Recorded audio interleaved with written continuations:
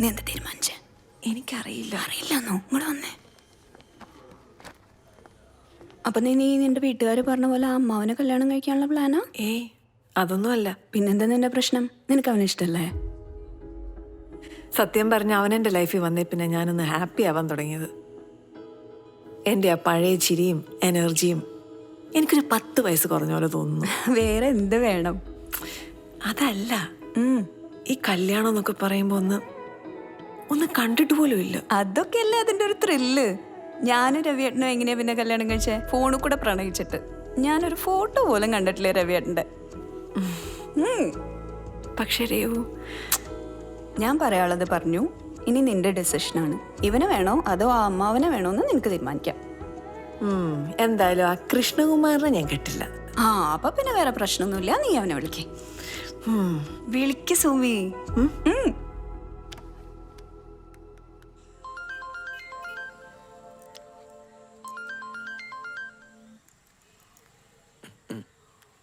Hello. Sunil ഇന്നലെ പറഞ്ഞ കാര്യം സീരിയസ് ആണോ? സോറി പറഞ്ഞല്ലേ, അത് സീരിയസ് ആയിട്ടാണ് ഞാൻ പറഞ്ഞത്. അതല്ല, കല്യാണത്തിന്റെ കാര്യം. എനിക്ക് സുമിയെ ഭയങ്കര ഇഷ്ടമാണ്.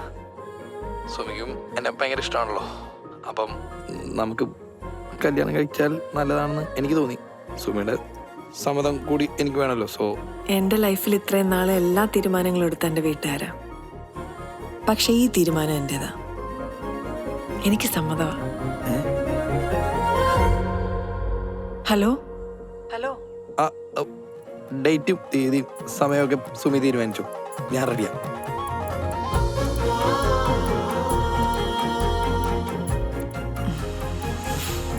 ഓക്കെ.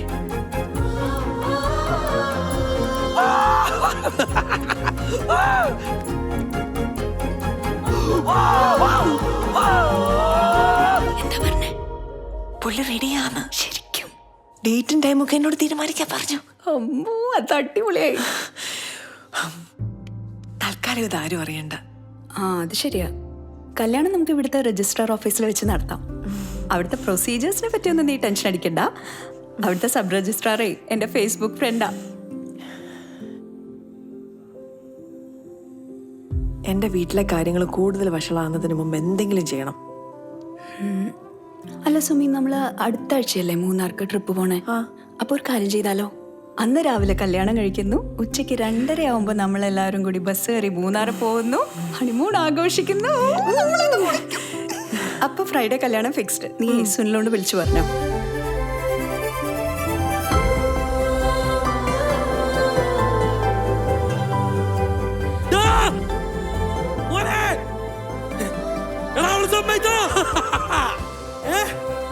കല്യാണം കഴിഞ്ഞ നേരെ ഹണിമൂൺ മൂന്നാർ മൂന്നാർ മൂന്നാർ.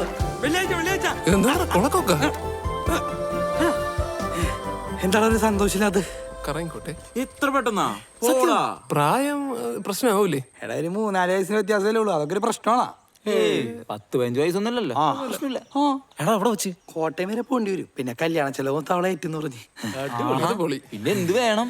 അങ്ങനെ നമ്മുടെ കല്യാണം. ഫ്രൈഡേ ആണ് പരിപാടി. ഒരു കാർ വേണം. അതോർത്ത് നീ ടെൻഷൻ ആവണ്ട. നിനക്കൊരു കിടുക്ക് കാർ ഞാൻ സെറ്റാക്കി തരും. നീ ധൈര്യമായിട്ട് വിട്ടോ. അപ്പ നമ്മുടെ കല്യാണം. പത്തിരി ബീഫ് മടിക്കണം.